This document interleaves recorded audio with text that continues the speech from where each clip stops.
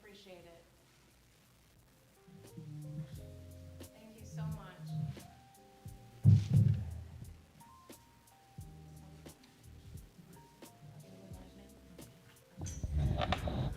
Good afternoon, everyone. Just wanted to see if you were awake. Good afternoon, everyone, and welcome to the Business Lunch and Learn. And we call this the Business Alliance Lunch and Learn because the genesis of it came out of our Business Alliance, which is a group of Fairburn business owners and leaders who want to come together and establish ongoing relationships about what's going on in the city, discourse and engage in discourse, and just stay connected. So today's Lunch and Learn is focusing on customer service growth for promoting your business, for growing your business. And we have with us a distinguished panel. Of course, we have representatives from our city administrator's office that will be here today to update or give an administrative report. We have our chief of police, Mr. Anthony Betzillo, and of course we know how important public safety is not only to our community but businesses. And last but certainly not least, we have Ellen Serber-Simpson and Mike Simpson. They are the publishers, owners, and general manager of ATL Magazine, which has been instrumental not only with our city in promoting many of our local businesses, but throughout the South Fulton region, and I'll let them talk more during their presentation, but they have over 5 million magazines in distribution. So we know how important it is to get the word out, to promote our businesses, and we're just excited to have them share their experience with us today. Oh, I'm sorry, excuse me, it's 6 million, not 5. Thank you very much. A million. No, 1 million, yes, that's worth making that change, yes. So we're so excited to have them. So without further ado, we're gonna start our program. We just welcome you, and again, we've introduced our keynote speakers, but guess what? We wanna know who's out there. So we're gonna pass the mic, and we want each person to introduce themselves, tell us a little bit about your business, and any sort of announcement you may want to make. We'll start on the left.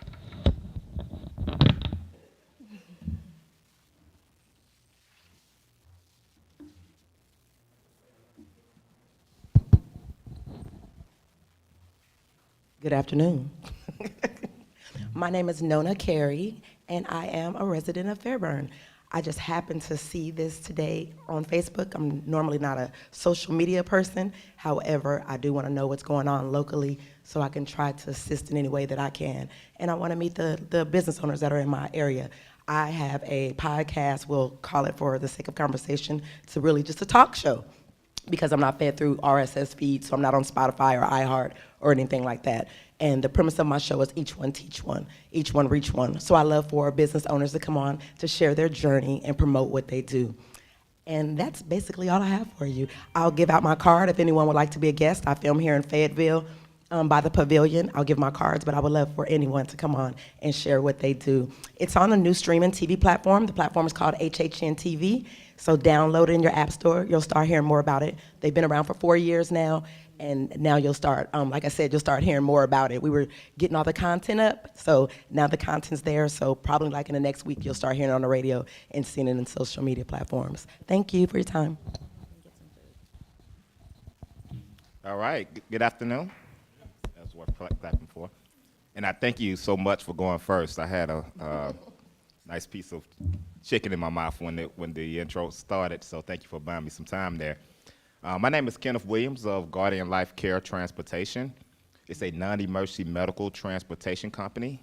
We specialize in transportation to include those who are in need by way of ADA, individuals who are essentially in a position where they can't probably walk on their own. They may need some mobile assistance to include a wheelchair. They may need some stretcher assistance in which they may be bedridden. And we'll essentially help those individuals to and from their destinations to include appointments, grocery runs, everyday errands, and things of that nature. Our idea, though, is that we are not just a ride, we are comfort, essentially providing excellent customer service to those individuals in a nurturing type way. So hence the name Guardian. We service what we will call as guardian angels to allow those individuals to have a great experience in terms of transition to and from their destinations. We've been operational for roughly 2 years now. We service Southwest down here in Fairburn all the way up to Marietta. We'll travel all the way west to Carrollton. We'll travel all the way east to Conyers. And essentially, we work directly with patients, whereas they may utilize Medicaid, Medicare, or different type of insurances, and we'll work directly with facilities as well to include hospitals, rehabilitation centers, and so forth. So the journey's been great. We love to interact with the people, but more importantly, we love to support our seniors. So primarily the reason why I'm here to embrace this journey with you guys here in Fairburn. I've been a resident of Fairburn or the Fairburn area for roughly a year and a half now. And it's been a great journey for me. I most recently attended I think it's the Jazz in the Park, or I believe that's the name of the event, but it was awesome. And I thank you so much, Fairburn, for those types of events, because essentially it allows us to be able to interact with the neighbors.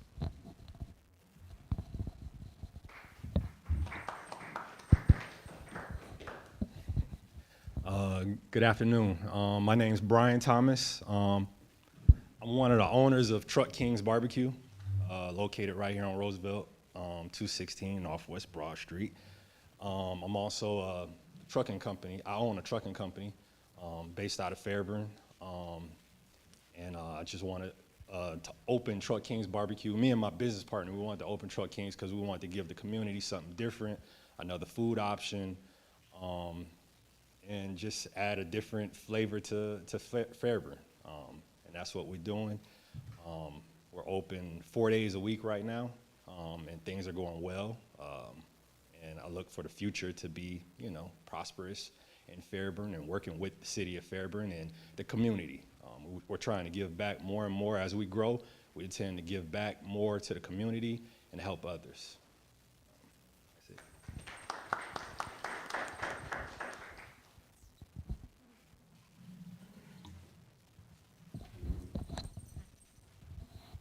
Hi, my name is Darlene Overton. I'm the owner of Handsome Hair Barbershop, and I just want to thank Fairburn and the staff for doing such a good job with growth. I see a lot of growth in the city, and it's exciting. I appreciate it, and I appreciate this meeting.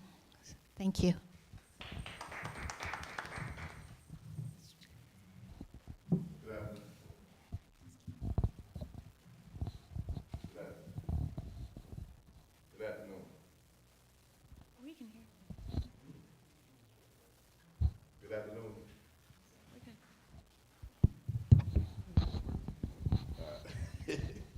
Good afternoon. My name is Kevin Jarrells, and I'm a resident of Fairburn, coming from North Carolina, originally from Newark, New Jersey, and I have a service business in North Carolina, which I'm bringing to Fairburn, Georgia. It's called liquidation stores. I have one that just opened up on 25 Smith Street, downtown Fairburn. Also opened up an event center where you can rent a hall. We have parties and stuff. And also trying to do a soul food restaurant around the corner downtown Fairburn. So coming soon. Looking forward. I want to give my greatness and appreciation to Miss Sylvia, who works hard, always been dedicated, and she's the best. She's the best. And the other staff, Mr. Phillips, Tony Phillips, and all of them, also. But I'm just looking forward to being aboard. Thank you.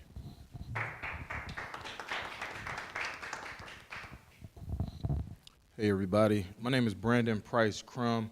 I am from Riverdale, Georgia. I was raised here, went to Alabama to go to college, then went to FAMU for law school, and started my law practice in Alabama back in 2018. And I've since got an opportunity to meet with a number of council people here, Sylvia and other city staff, and they encouraged and motivated our law firm, which is the largest fully minority-owned law firm in Alabama, to move and expand into Fairburn. So we are the Serious Injury Law Group. I am a partner with the firm, and what we do is we're a full-service personal injury, medical malpractice, and wrongful death firm. We handle cases as complex as products liability cases to as simple as a fender-bender car wreck case. The thing about Fairburn that we really appreciate is the support that they put into businesses. Since I've been here, the mayor appointed me to the Downtown Development Authority and the Development Authority, and I've since become the chairman of both of those. But it's something that in Montgomery, Alabama, somebody as young as me would not have had that opportunity. And so I really appreciate Fairburn for embracing our law firm and allowing me as a younger professional to be able to take advantage of some of the opportunity and move forward this city. And I hope that I can do that with you all support. Thank you.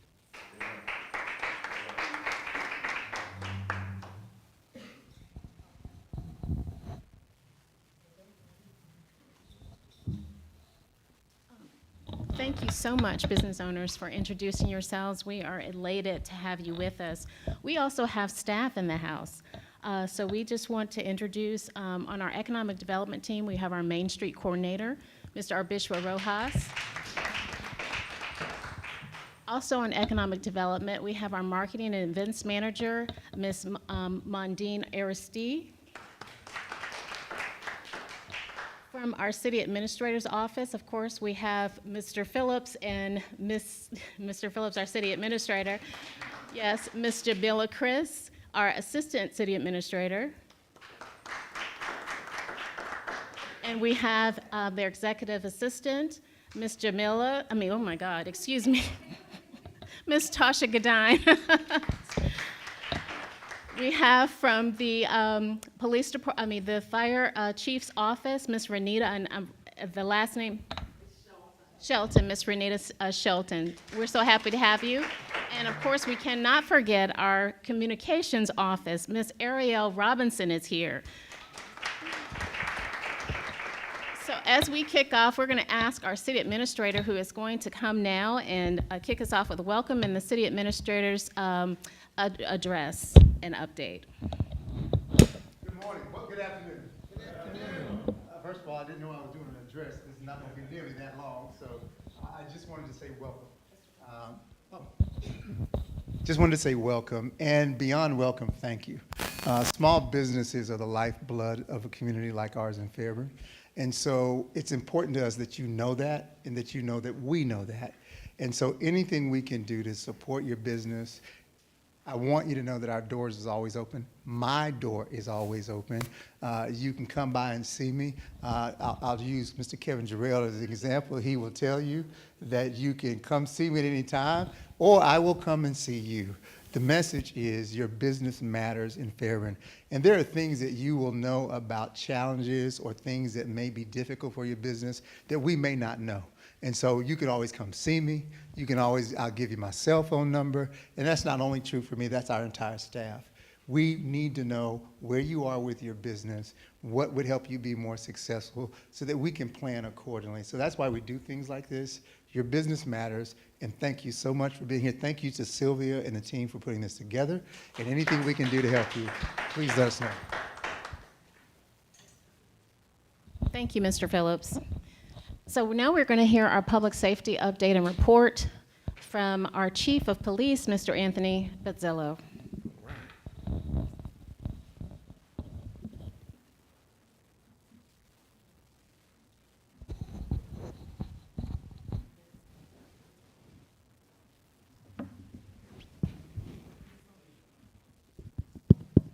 Great. Good afternoon, everyone. My name is Anthony Bazzillo. I'm the police chief here in Fairburn. I'm going to walk around very briefly, make sure you all have my card. I think communication is one of the most important things for the police department, and you guys need to know who to get in touch with if you guys need us. So that's my card. I'm going to reach across Miss Chris here. Here you go. So, a little about me. I have been with the city of Fairburn for a little over 19 years at this point. Fairburn hired me when I was 22 years old and a little skinnier than I am now. And I started the police academy. I've been with the city ever since. So I'm in my 19th year with the city of Fairburn. I'm in my 3rd year as your police chief. Some of my priorities for the police department are number one, training. I want us to be known as a training agency. When you call a Fairburn police officer, you should have an officer who is very well trained, very knowledgeable, understands the background of the problem. Number two, we want to be a transparent police department. Earlier last year, we're one of the agencies who posted their policy manual online. If you go to fairburn.com, click on the police department tab, you can read through every policy we got right now, today, on your phone. So transparency is important, and a big part of transparency is, of course, communication. We have some really high qualified staff in the police department, and they're very good at answering questions. They're very good at coming out and talking to the folks. We started a COPS unit. Specifically, COPS stands for Community-Oriented Policing Services. So this unit is dedicated just to community policing. That's what they do. They work with businesses, schools, churches. The unit's entire purpose is just to build that community connection. For a police department to be successful in 2025, it's got to have the trust of the community that it serves. If we don't have your trust, you're not going to call the police. You're not going to call 911 when there's a problem. So that leads to problems in that we have crime that we know about and then crime that goes unreported. We don't want unreported crime, right? And the way that happens is when you don't have trust in the police department. By being open, by being transparent, by celebrating community policing, that's how we build that trust in our community. That's how you guys feel safe and feel comfortable to call us when there is a problem. One of our initiatives is technology. Technology is a force multiplier when it comes to law enforcement in 2025. And one of the programs that we're working on, I'm going to stroll around the room again, is our Fairburn Safe program. This program, we've partnered with Flock Safety. Sorry, I got only 2 hands here. Thank you.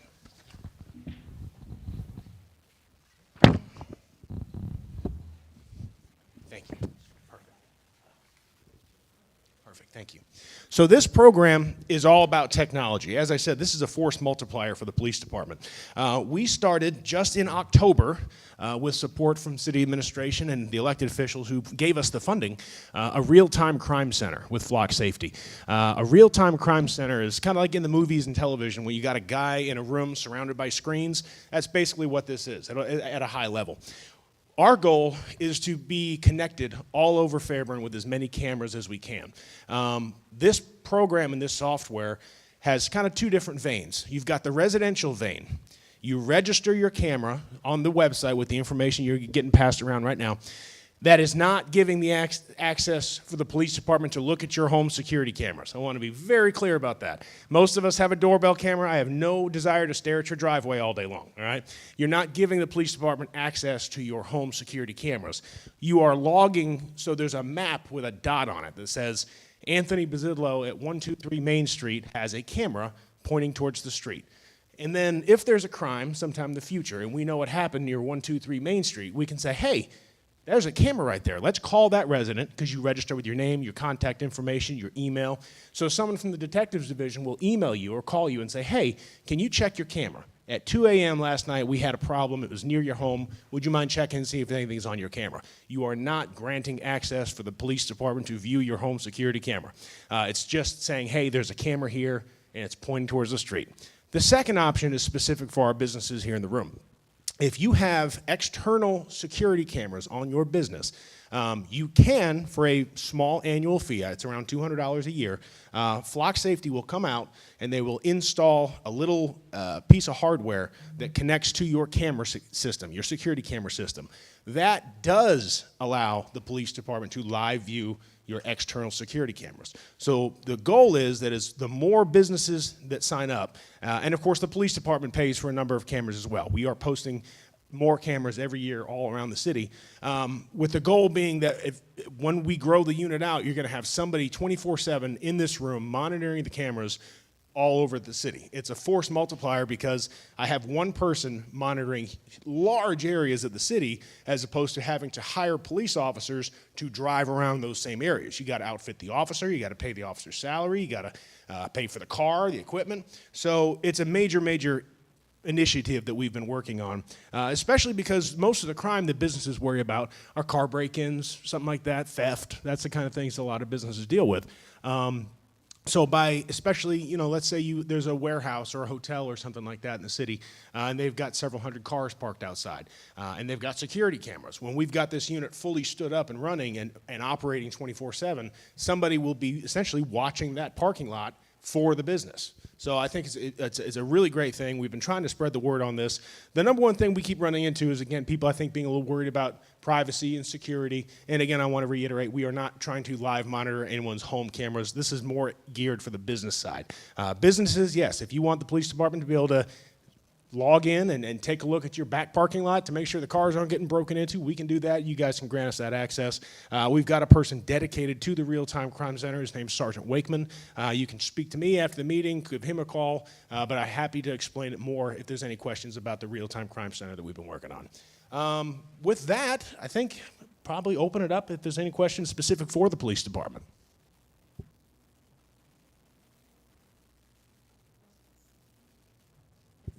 Sir. That's a great question. 2024 recorded the lowest number of Part 1 crime in modern history. So we started keeping crime stats a number of years ago, back around 2017, 2018, and 2024 is the lowest year since we started keeping records. So we are very pleased with that. Part 1 crime, what is that? Murder, sex offenses, robbery, aggravated assault, the most serious offenses, that's Part 1 crime.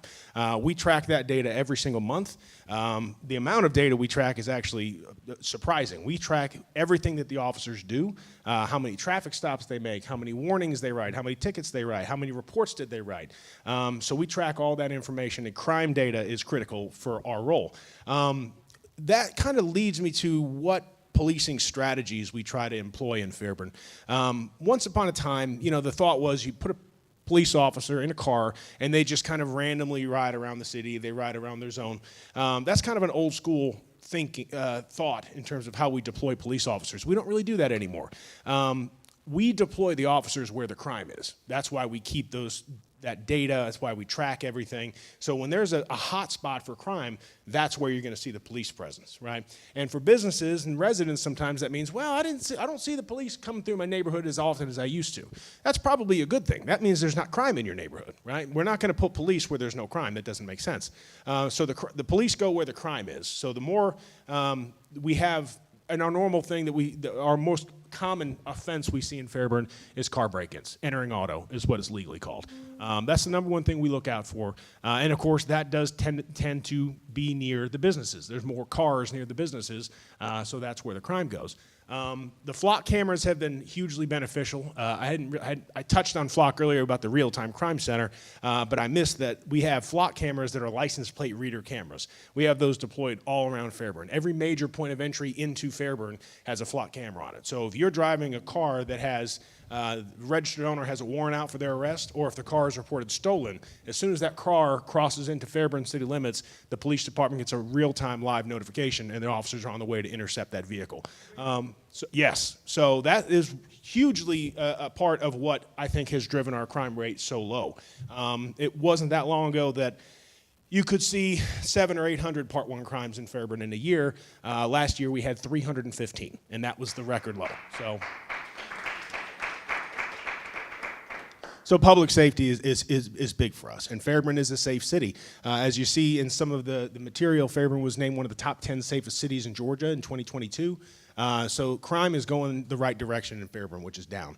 And again, technology is a big piece of that. The LPR cameras through Flock, those real-time alerts, and again, the real-time crime center that we're trying to get up and going. Technology is a huge part of policing at this point. One of the other things we're looking at is very early stages, but talking about a drone unit. Drones as a first responder is kind of like the bleeding edge in law enforcement right now, where we would launch a drone off the roof of the police department when a 911 call comes in. So let's say, hey, there's a fight call at CVS in Hudson Plaza. A drone would launch off the top of the police department and go hover over CVS, get a live view to the real-time crime center, where the real-time crime center person can relay that information to the police in the field as to what's going on. So before we even get there, we've already got eyes on the scene. That's coming. That's next. One of the things we're excited about is the construction of our new public safety complex. If you guys have seen, if you go down the loop, the 29 loop onto 74, if anyone's been down that loop recently, you'll see a big blue sign that says, "Coming soon, Fairburn Public Safety Complex." We are very excited about that. The background is that the city had a building assessment done back in 2022, and the police department was top of the list in terms of needing to be replaced. There are parts of our building that date back to 1950, when the jail cells that were used are still there, and the current building was kind of built around those in 1987. So the police department is well past, I think, its shelf life. So the new complex is going to combine police department headquarters, fire department headquarters, and will also be a working fire station. So you'll have all your top public safety folks together in one place, which is great because I'll be right down the hall from the fire chief, so he and I can meet and talk whenever we need to. And the point of all that is to say we're going to have roof access. So the building is being designed with a drone unit in mind. So we'll be able to launch those drones and integrate that into kind of our response strategies. Who else? Someone must have a question. Great question. As of last night at the mid-year budget adjustment, thank you again, Fairburn is authorized for 54 sworn officers. We were at 52 until last night. The mayor and council approved the budget adjustment, gave me 2 more positions, so we are 54. We do also have 6 civilian staff, so 60 in total. Yes, ma'am. Outside of the 2, because those are not even 24 hours old, we have 1 vacancy, and I've already signed a conditional offer. So as soon as that person passes the medical, the psych, the background, the police department will be fully staffed. Sir. Where do I apply? Fairburn.com, Human Resources tab. Check, check. What is some of the things that residents can do to help the police department? I know you mentioned the camera setup. Is there any additional things that residents can actually do to help you guys? You know, it's an old adage, but see something, say something. You would be shocked at how many times people will call me or email me, and they'll tell me about something going on, and then I'll say, well, did you call 911? And they'll say, well, I didn't want to bother anybody, right? You are never bothering anybody if you need to call the police. I say if it's going on to the point where you need a police officer immediately, dial 911. Don't worry about the non-emergency number, just dial 911. It all goes to the same place in Fulton County anyway. It's all the same call center, right? The non-emergency, the 911, dial 911, see something, say something. If you need to talk to me about a policy, call me, right? Send me an email. If you need a police officer now, 911. 100% of the time. On top of that, I think, you know, I think we've got a very good relationship with our businesses in Fairburn. If there's anything going on specifically that the police department can help with, you know, I've got someone loitering, you know, near my store. For what it's worth, you know, the homeless epidemic is nationwide. We've been dealing with that, and that might be affecting your business in some way. Give me a call. Let me know. We can work on it.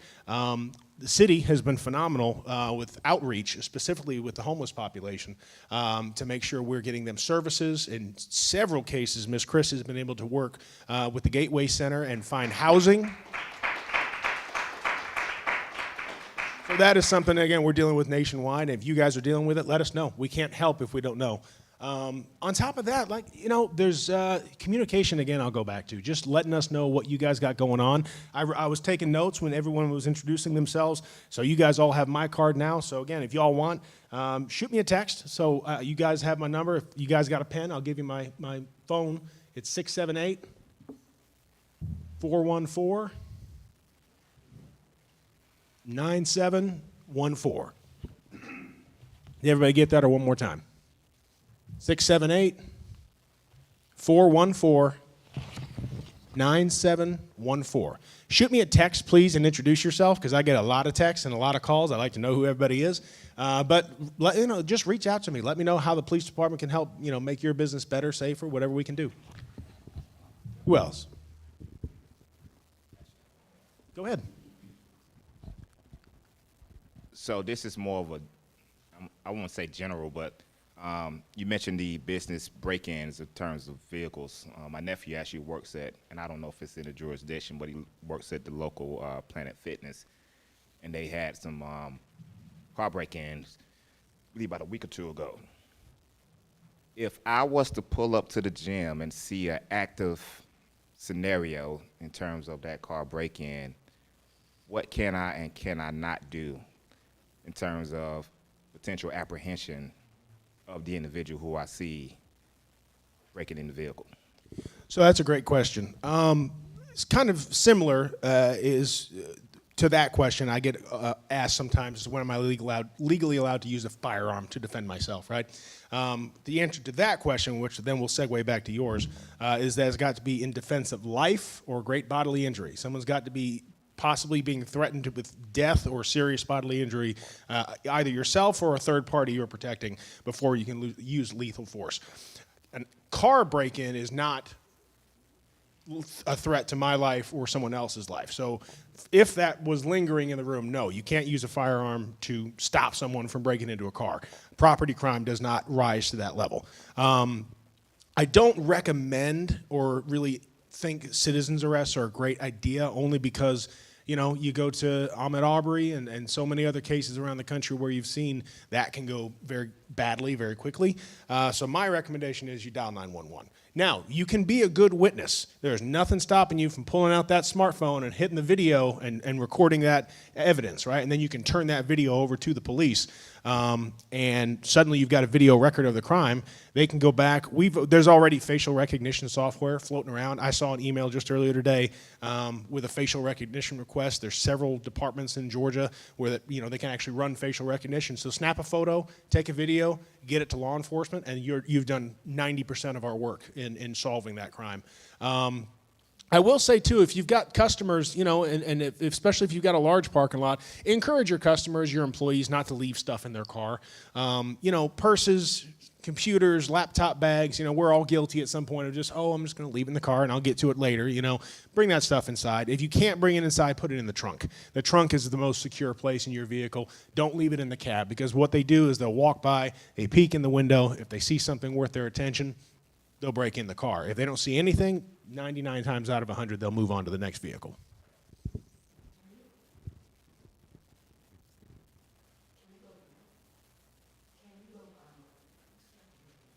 Can you go back to the facial recognition? Yes. How does that work exactly? What software platform? What's happening? How are you getting this information? Is it from me using my phone when there's certain apps that it's asking for facial recognition? Because no one's signing up for that. So how do you guys have it? A lot of it's booking photos.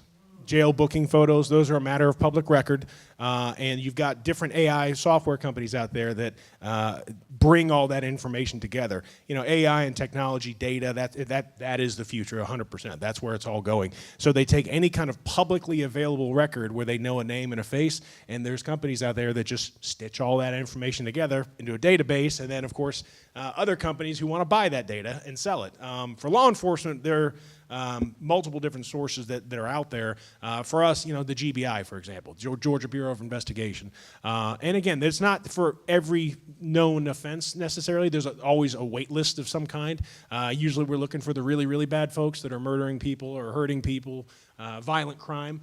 So we can't, we're not quite to Minority Report yet, where there's just, a photo and a name on everybody on the planet. But like I said, booking photos, to answer your question, are a big part of that. Who else?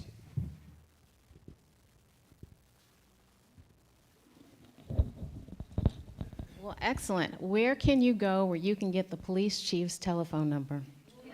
Only in Fairburn, and we appreciate. We'll talk about that offline. Well, we thank Chief Petzillo. He is second to none, and let me tell you, he does answer.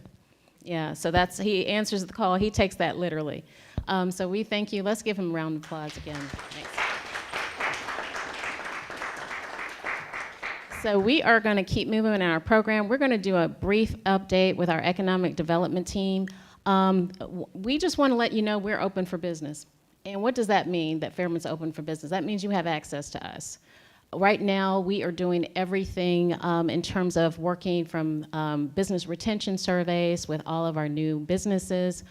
We are looking at opportunities at Business Alliance to keep you networked. We look at grant opportunities. We just closed out our small business development grant. Thankful to the mayor, city council, and our city administration, our leadership, having the forethought to look at funding where we could fund a grant program. And from that, 35 businesses were able to be funded from capital improvement, rental assistance, relocation, startup, 35 businesses, over $461,000 in grants. Yeah. So Fairburn literally puts its money where its mouth is. The other things that we are working on, we have a Main Street coordinator, and I'm going to ask my team to talk and introduce themselves today. Main Street coordinator, that's your ambassador. If you are in our downtown area, and even just as a small business, get to know Mr. Urbishwa Rojas. Great person. He is a business owner himself. So he has a unique understanding and just a wonderful resource for any information. If there are things that you want to do downtown, get connected, Urbishwa is your person. Urbishwa, can you talk a little bit about some of the projects they're working with, Keep Fairburn Beautiful, and some of the recent initiatives that you've been working on? Yep, so like she mentioned, I'm the Main Street coordinator. I worked with many of you all with grand openings. I'll be working with you with your grand opening coming up. Super excited for that. But we host a lot of different events to get businesses involved, putting together this one. We have the Women's Expo on Thursday. Of course, everybody knows about the Third Friday events. That's on Friday. So right now, this is the Economic Development Week. So this is one of the functions that we have for Economic Development Week. But outside of that, we have Keep Fairburn Beautiful program, where we find ways to beautify the downtown area as far as planters that you see downtown area, the window decals that you see on businesses. We're trying to put up signs that point to different businesses so it can be walk-in traffic, walk-in signage, and different initiatives that people come to my attention to say that this is what would make more people come walk into our stores. Help people with their signage. I've helped people create business logos that they can put on top of their businesses. For example, Lady Fannie Mae and Life Within Candles. So I've gotten known to a lot of you all, and I've worked with a lot of you all on different things, but definitely, like she said, if you all need help with anything business related, renovations, anything like that, I'm your guy. Awesome. And he's modest. Those pole banners, that's your guy. He designed them, so we're so appreciative. He is a man of many talents, yes. We also have Miss Mondine Aristay in the house. Now, she's relatively new, but I definitely want her to introduce herself. No, get on the mic so folks can know you. We're just talking. And she has an initiative, just pull them up. But she is starting up the Fairburn Exchange. And Mondine, if you'd like to share more information about that, please. Hi, everyone. My name is Mondine Aristay Prince. I come from the city of Woodstock doing the same thing, event management, and I'm so happy to be in this city, doing the thing that I love. Outside of doing it for the city, I do this in real life. I plan weddings and things of that nature. One of the initiatives that we already have in Fairburn, but I'm trying to elevate, is our farmers market. I rebranded it, and we're going to call it the Fairburn Exchange. It'll be more like a business exchange, so we're asking businesses to come out and sell and promote themselves. Our first one will be on June 7th, which is Saturday, from 2 p.m. to 6 p.m. We are accepting vendors. You don't necessarily have to come out and sell a product, but if you have, you can set up a station and hand out your business cards and talk about what you do. It'll be every first Saturday of the month from June to September. That's just one of the things I'm doing. I'm hoping next year to bring more events to the city of Fairburn. Thank you so much, Mondine. Mondine is going to be coordinating our Third Friday events, so she's going to be working with that. She did. I told her, I said, I visited Woodstock and saw some of the a concert she's put on there, so I told her, bring that here. So she's going to be working with that. Also, our Bishwa and our team is going to be we're going to be working on business spotlights. In addition to our guests here tonight, Mike and Ellen Simpson, promoting your businesses in their magazine, we also are looking at opportunities to start spotlighting you on and working with our communications team.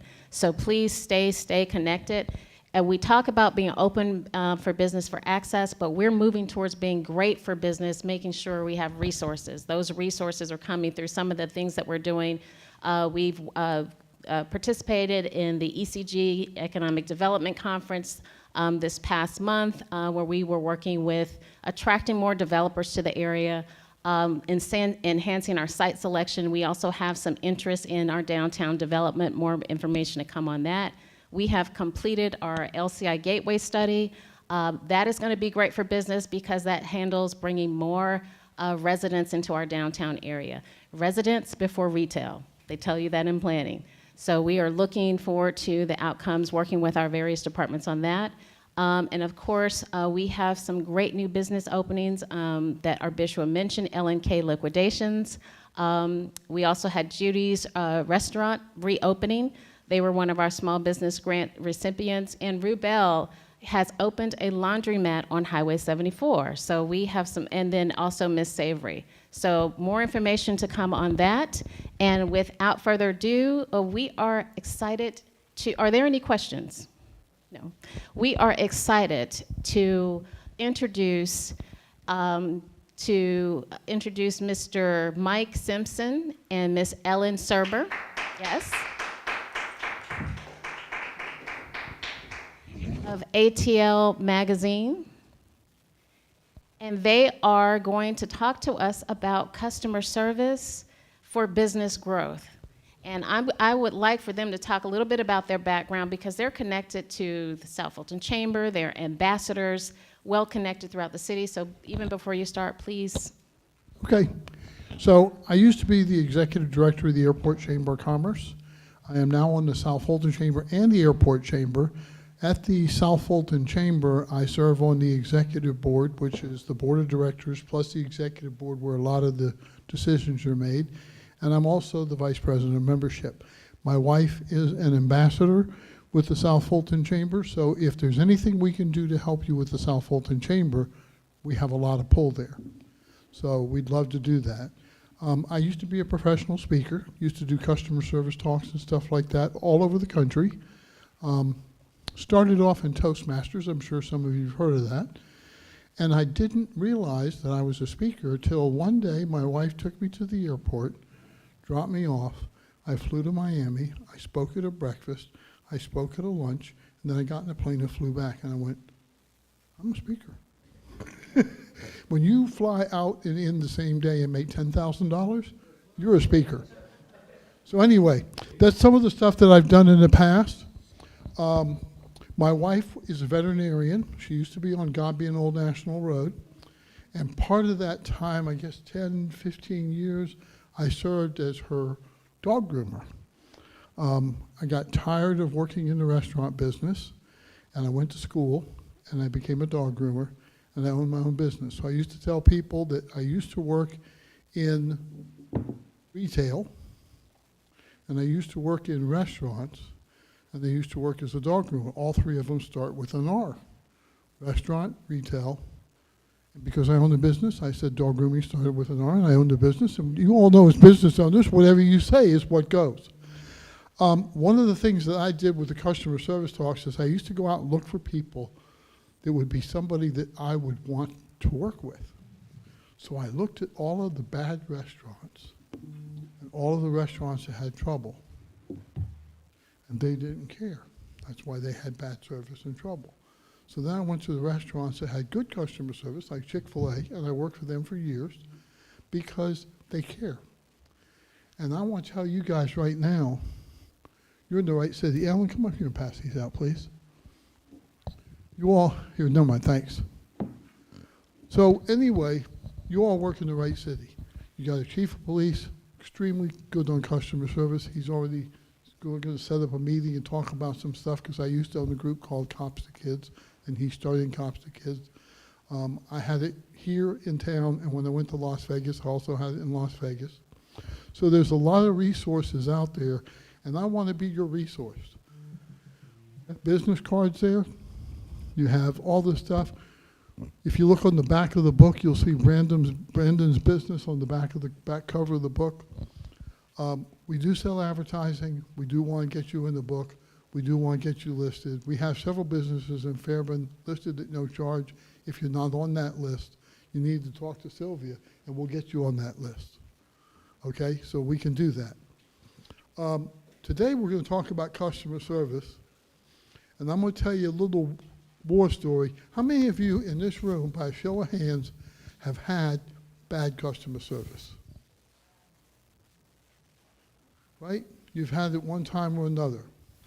Well, I took over the customer service department when I was 17 years old in Key West, Florida, for a company called Woolco, which was the F.W. Woolworth version of a Kmart. And this guy came in, spoke broken English. He was 70, 80 years old. I think 70 was old then. I'm 70 now, so that's not so old. But at the time, he said, I bought this lawnmower here 5 years ago. It was broken, and I want it fixed to get a new one. Well, I don't know what you know, but even back then, there wasn't a 5-year warranty on the lawnmower. And he was insistent. The other thing was, it said Grant City on the lawnmower, and we were Woolco. Grant City used to be in the building 3 years before we took it over. In the last 2 years, it was a Woolco. Wasn't even the same company.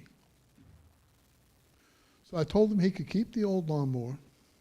I gave him one of our lawnmowers, and I gave him a $50 coupon to go out and buy some accessories for the lawnmower.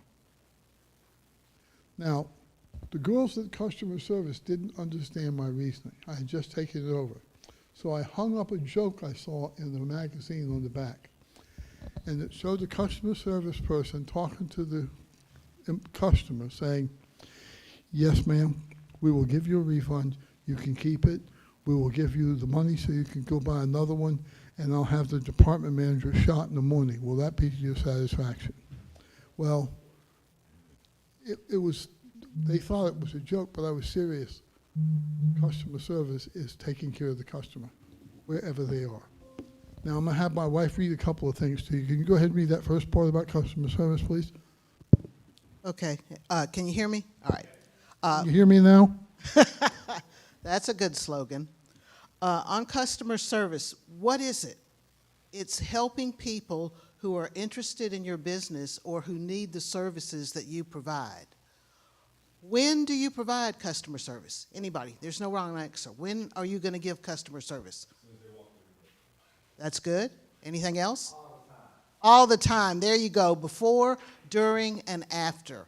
You want to make this a pleasant, memorable experience, a positive experience for the people.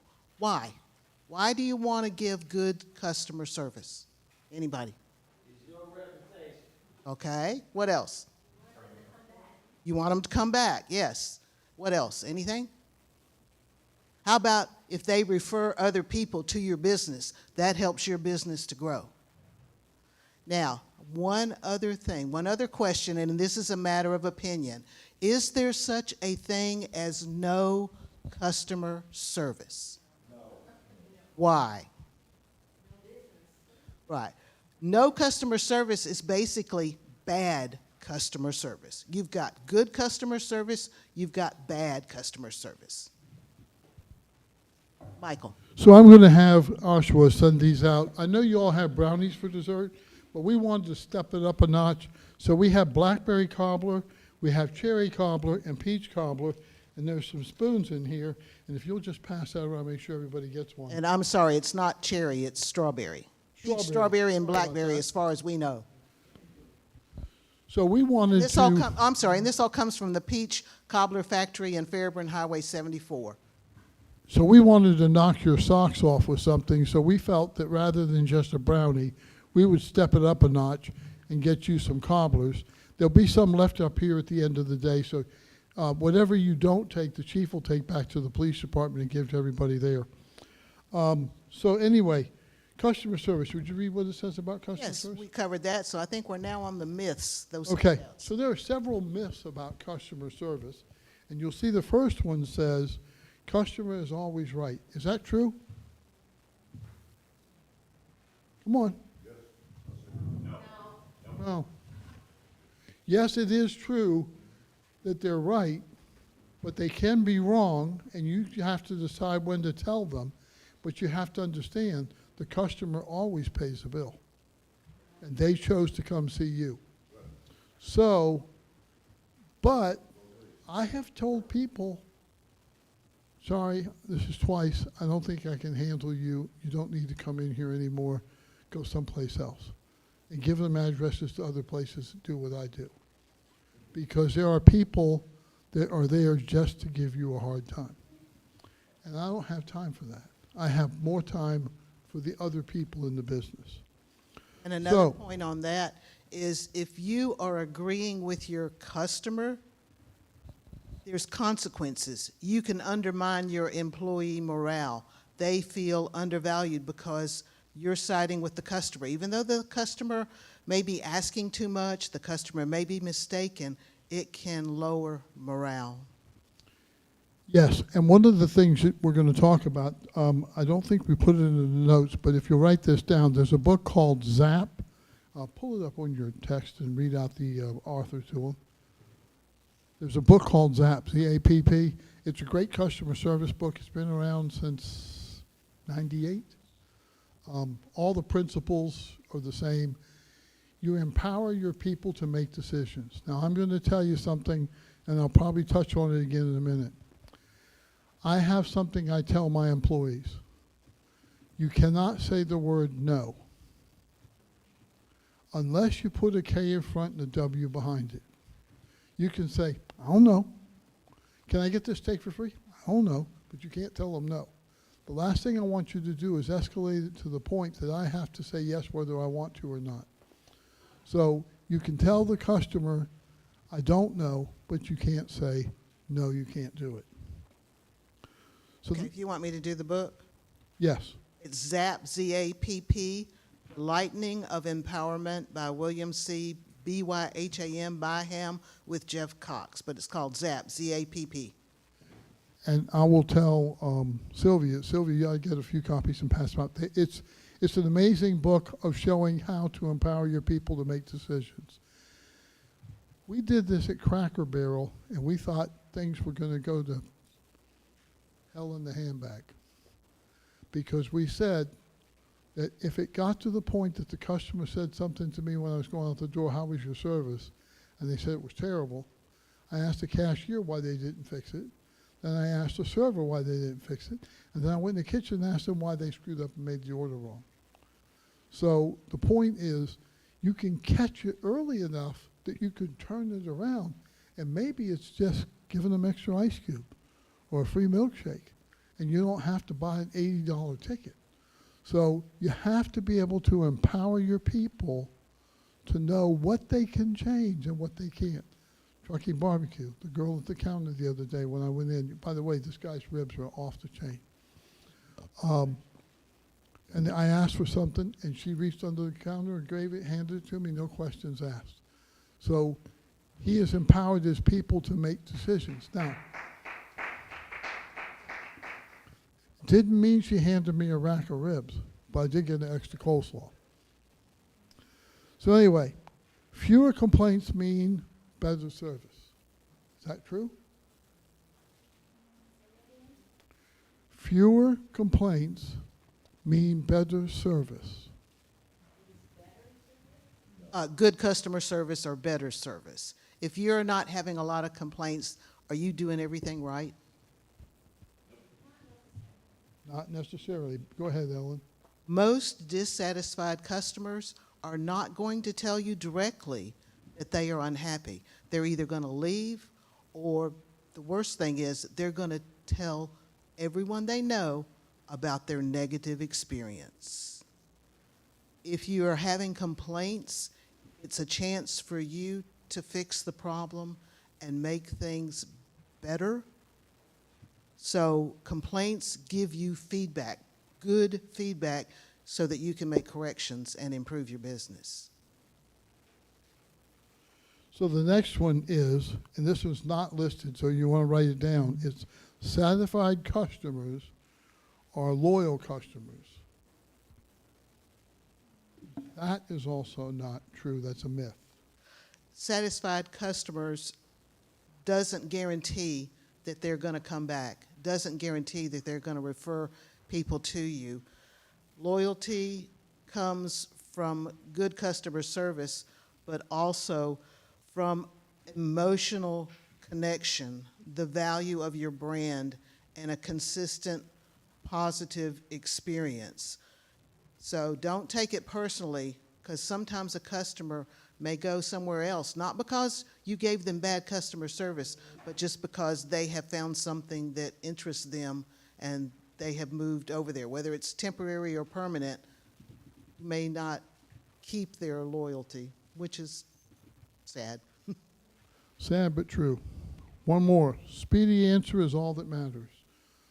Sometimes when somebody says something, going back and giving the answer right away, it doesn't show a lot of thought on your stuff, your side. So the thing is, if you have somebody makes a complaint, you say, let me see what I can do about that. And then go off, look for a manager, see what you can do. If you can't, go back and say, you know, I thought about what you said. How about if we do this? Or, I'm going to give you something. How many people are afraid to ask this to the customer? What can I do to make it right? Or what can I do to make it better? Talk about something that scares you. And you better be willing to say, if they say, well, you give me a rack of ribs, I say, well, I can't do that, but why don't I give you this? You have to know what you can do.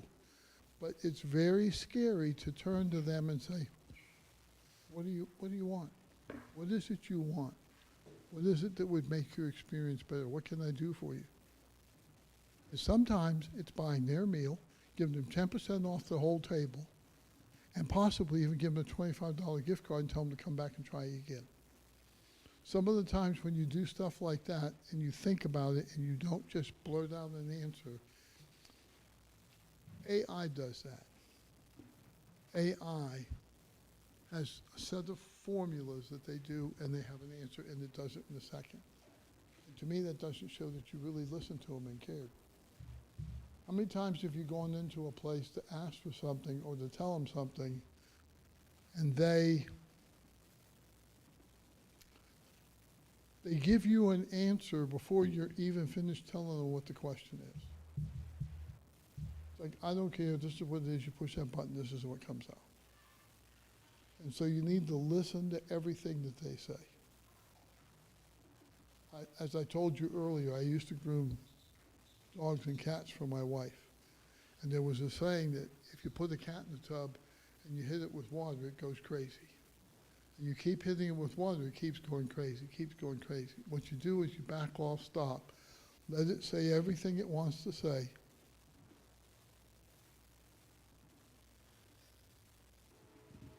Pause for an uncomfortable amount of time and then give them the response. That was uncomfortable, wasn't it? Yeah. It's something that you have to have confidence to do. It's very hard. So that sort of relates to speed, but also to AI. Everybody's worried AI is going to replace humans. Well, the AI, like Michael said, can handle routine matters quickly, efficiently. But what about something that's complex, that's personal, that's emotional? How is AI going to respond? Ineffectively. That's where the human touch comes in. So don't worry, we're always going to need human touch, but technology is going to help to grow your business. I had a lady came into a Cracker Barrel one time, and she used to come in with her husband. I saw her by herself, and she was sitting at the table. She hadn't ordered dessert yet. She'd been there for a long time. They'd already cleared the places away, and we were pretty packed. And so I went by and I said, "Can I get you a dessert? I just got some sorghum syrup, and let me make you an old-fashioned sundae," which is ice cream with sorghum syrup, whipped cream, and a cherry. And she said yes, and I sat down with her and talked. Her husband had died a week ago, and she was looking at pictures of the grandkids.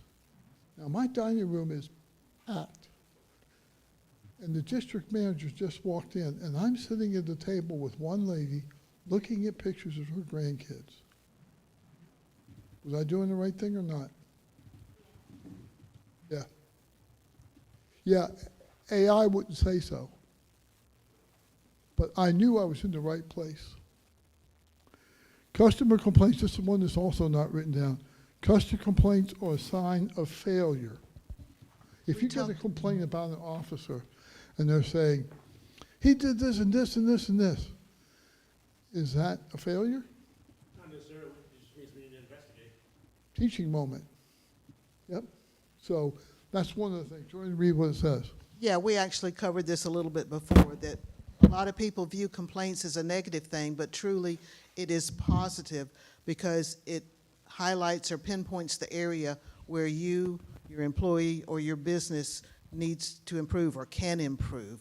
So if you respond constructively to a complaint, it can also help to build customer loyalty and trust, where they will give you repeat business, refer other people to you, because they know that you heard their complaint and you answered it or handled it the best that you could.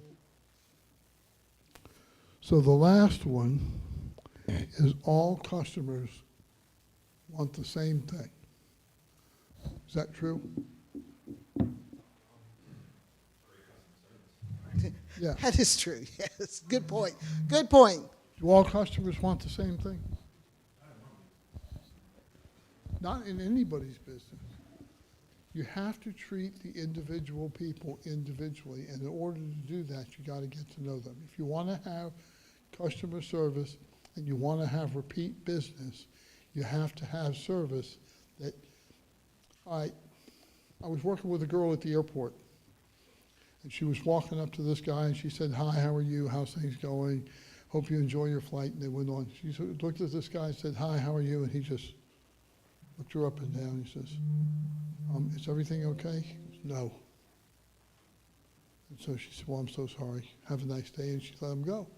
And I said, "What are you doing?" She says, "Well, they told me to stand out here and greet people."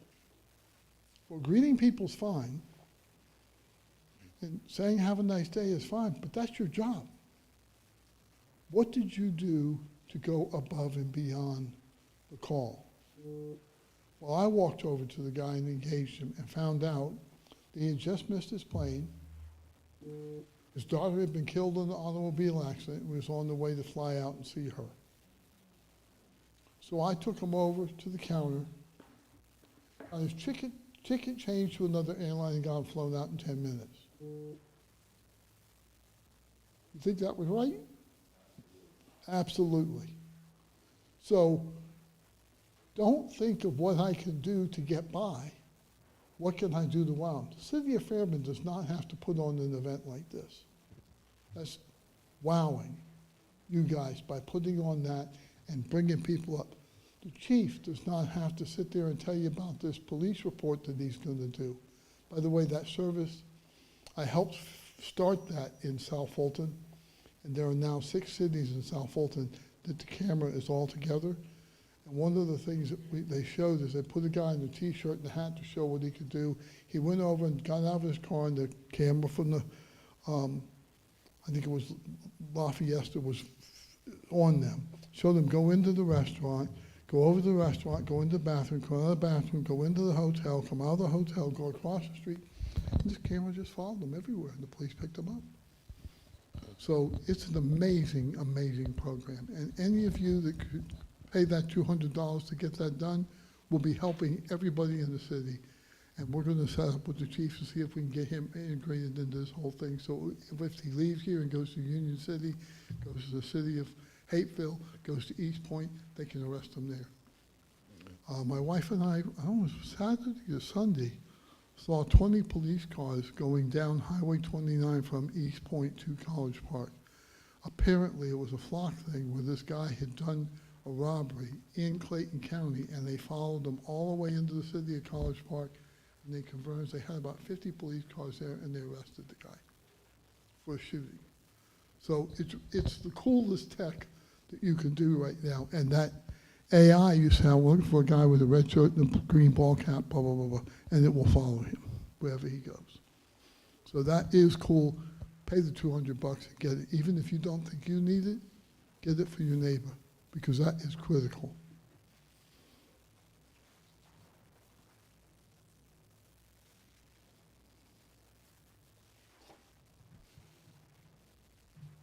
So, we're going to talk about some things you can do to help with the customer service. Go ahead, Ellen. Everyone, well, most people have probably heard the real estate slogan. It's all location, location, location. Customer service, I think what it means is listen, listen, listen. Listen to what the customer is saying, whether it's good or bad, with an open mind, but also concentrating on what they're saying.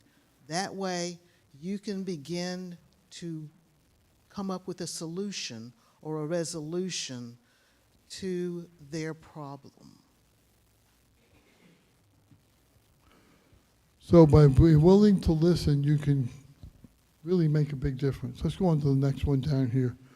Do not invest yourself in getting personally involved. So this one is one that if you're at the counter and you get personally involved and get really upset with the client, go count the ribs in the back.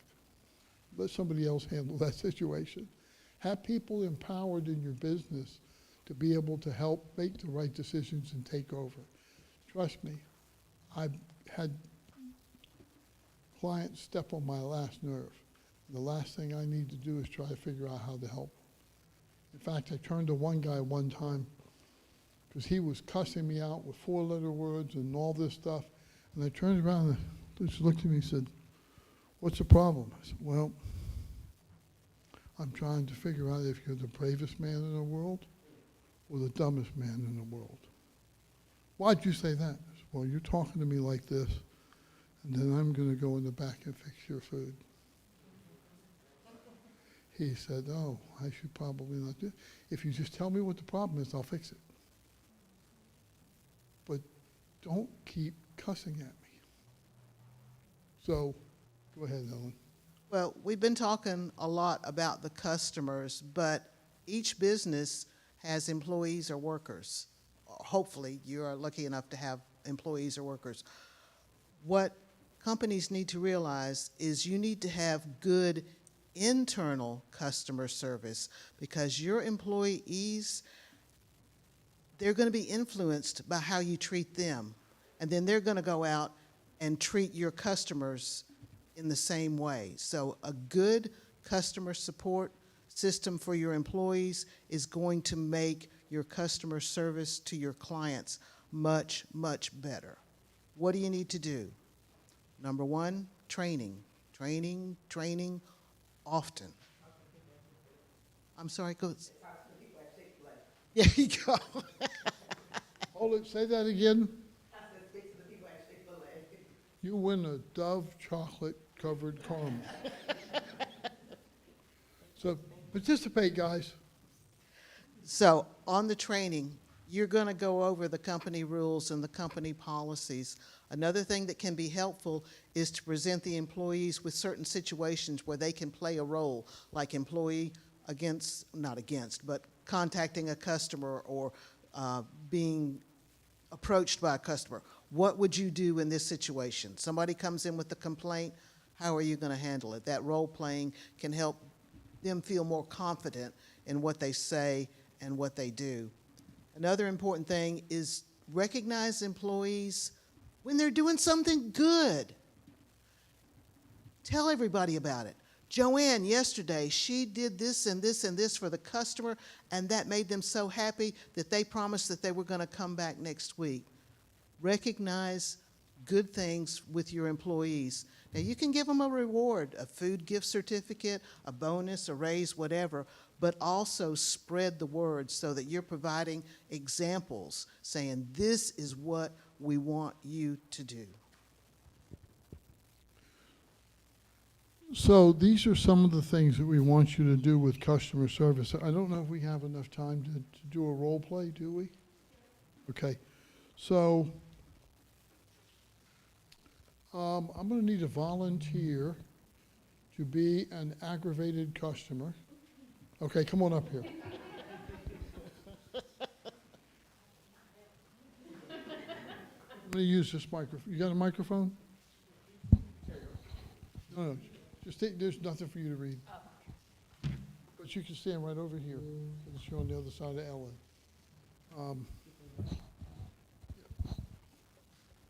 So I want you to come up with a customer complaint about something. Whether it's the hair salon cut your hair wrong, dyed your hair a different color, didn't listen to what you said, your restaurant served you hot coffee and you asked for iced coffee, what is it?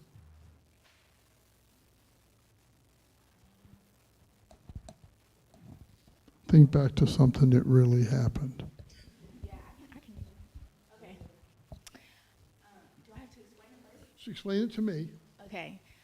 I went to a restaurant. I don't eat pork. They put pork on my food. Or they put like bacon on my potato. And then when they brought it back out, it had bacon again. A different server brought it back out and it had bacon again. Okay, so I want somebody out here to tell me how you're going to handle that. No, she just told you that. She can't have bacon. You put it on a potato. You did it again. What do you do? Go ahead.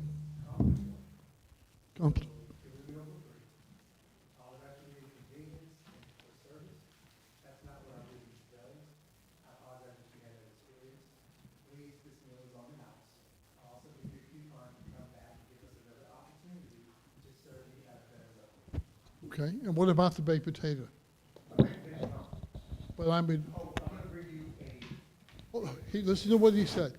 I am going to bring you, not a server, I am going to bring you the potato the right way.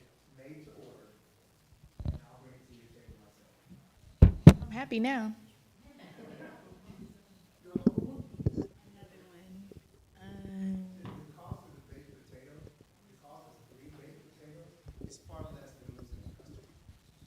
So it makes more sense to give them a free baked potato. Years ago, when I was in college, I worked at Domino's Pizza, and back then it was 30 minutes or free. This was in the 80s. It was 30 minutes or free. And the reason they did that is the cost back then for a large pizza with all the ingredients was about $2.75. They sold them for $14. So if the customer is upset, it makes more sense to give them a $2.75 pizza for free. Twice, so that they'll order another $14 pizza next week. So you have to think of the long run and not the short term. It's not about the potato. It's about the customer. I need her to come back and patronize my business. So if I need to give you 3 free baked potatoes, well, I messed up 2 of them, give you a free baked potato, and you leave with a positive experience going, I'll come back here again. So let me ask you a question. So to put it on social media, or when you do put it on social media, go, guess what Did that happened to baked me? potato incident happen? Okay, and how many years ago? It was recent. It was a couple months ago. A couple months ago. Okay, how many have a bad experience that you've had in a restaurant or something? Okay, And how many of them were 5 years or longer ago? How many of those bad experiences happened 4 or 5 years ago? And you still remember it. And you still remember it. And my question is, how many times have you told that story? A negative story. The potato story, at least a dozen. At least a 'Cause dozen. after I left, I called everybody. Okay.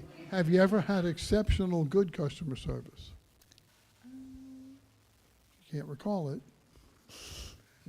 And how many times have you told the story you can't think about? Here's the point. When you give good customer service, you have to give it 10 times to get recognized once. When you give bad customer service, it goes out 12 times. A little more. A little more. So, Can I do one with her where it's a bad customer service response? oh, I know where she's going with this. Okay, if you'll approach the counter. Okay. Just a minute, ma'am. I'll be right with you. Hey, Sylvia, when is my break supposed to be? In 30 minutes. Oh, gosh. Wait a minute. What is it that you wanted? A cheeseburger with no onions. No. Yes, a cheese. And I've been waiting 15 minutes. You've got to be kidding me. That's what you want? Hey, can we do that? I don't know if we can. No, I'm sorry. We can't do that for you. I'm very sorry. And I've got to go on my break. To the Right. extreme, unfortunately. How many people think that's never happened before? That happened to me recently. I went somewhere, I ordered something. Yes, I know, y'all. That I ordered something, they came back and they were like, oh, we actually don't have that. Like I ordered salmon, they were like, we don't have salmon. So I'm going to show you the one that frosts me. It makes my blood boil. Walk toward the camera. Excuse me. Hey, man, we going to go play golf tomorrow?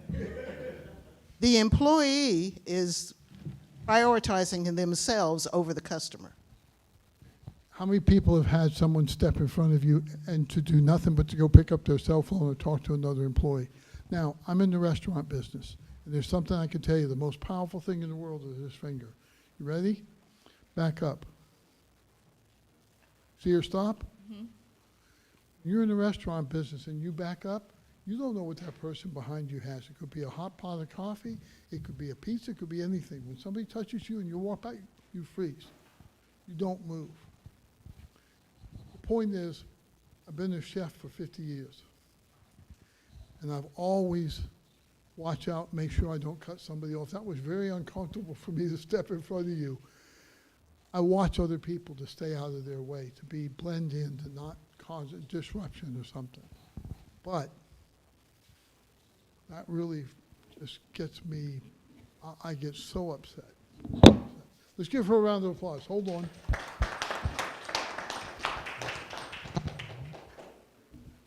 You get a Dove mint chocolate bar.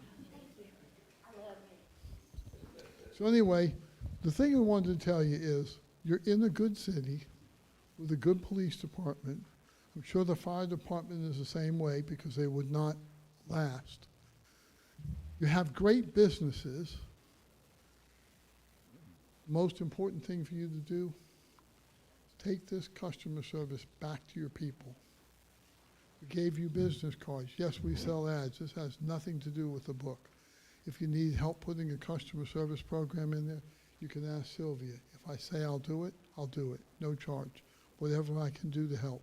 Because to me, I want to be able to come to a place where I get good customer service. Now, you the one with the hair salon? Barbershop. We have a girl that's in our book.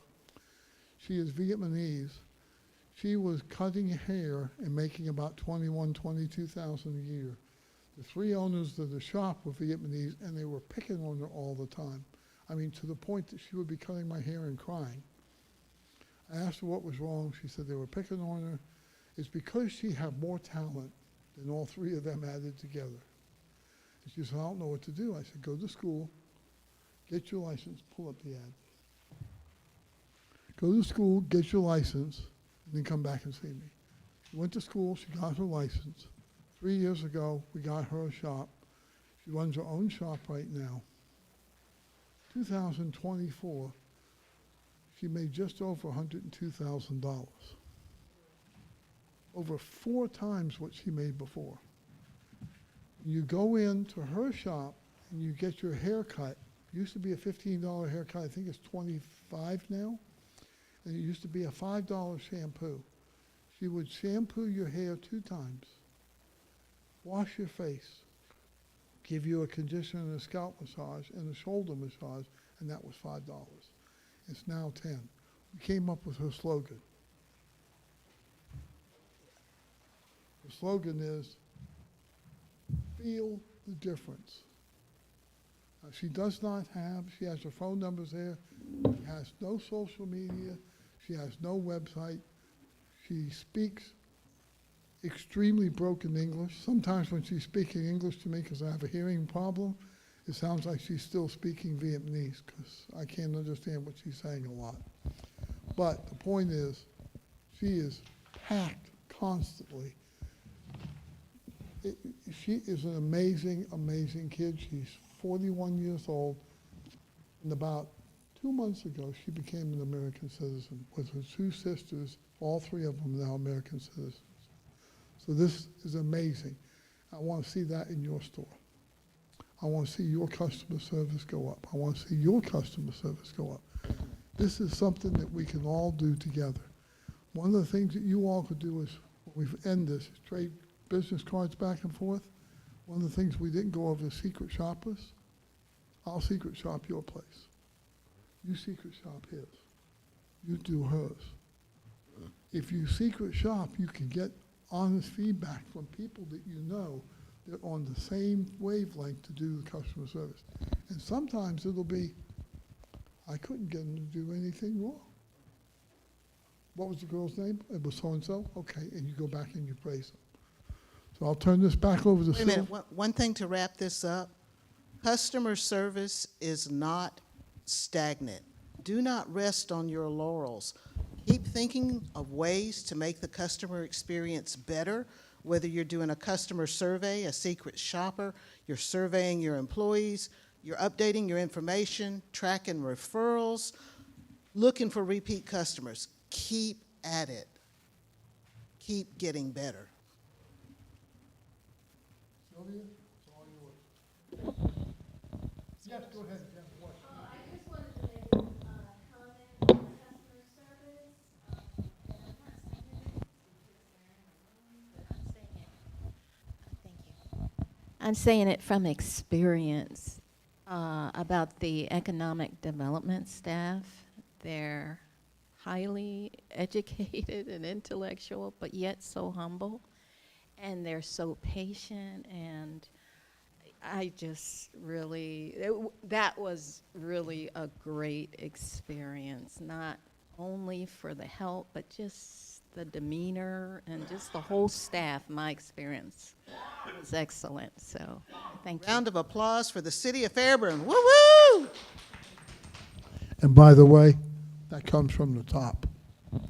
Sylvia, Any that comes other from the questions? top. Tony, Mayor, Avery, everybody. Council, all of them. Yep. All right, were there any other questions? I don't have a question, but I do want to make a comment in regards to customer service. It starts with us, right? So even if it's not your business, like you are your business, you are your brand. So you come in contact with people all day long. You want to treat people the way you want to be treated, right? So every day, just be a service to someone. And then I think what happens is if you're treating people like that, then your staff, and then it'll just start, manifesting or whatever, Pay it forward. It keeps on going. Yeah, absolutely. That's it. Well, we want to thank you so much. We're going to ask our city administrator to close us out if you, but we want to thank you, and we appreciate you all spending time with us this afternoon. It's been let's give an applause for Mike and Ellen. Thank you. My thanks as well, Mike and Ellen. Thank you so much. They have been a part of this community for a long time and helping out. And again, thank you to each of you for being here. Hopefully this dialogue has been helpful. I will tell you that this is the beginning and not the end of our conversation. And so the city as a whole, and certainly economic development, are here to support your businesses and help you as best we can. So anytime you have a concern, anytime there's an idea, anytime there's a way for us to help you, our door is always open. You can always reach out to Ms. Abernathy. You can reach out directly to me. I'll make sure each of you get my cards. I've met and talked with some of you previously, but need you to know that we care.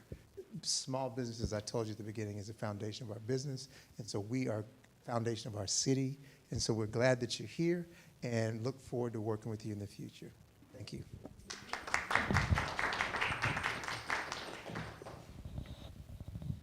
All right, that ends our lunch and learn for this afternoon, and we're going to do a group picture, so we're going to invite everyone in the room to come up.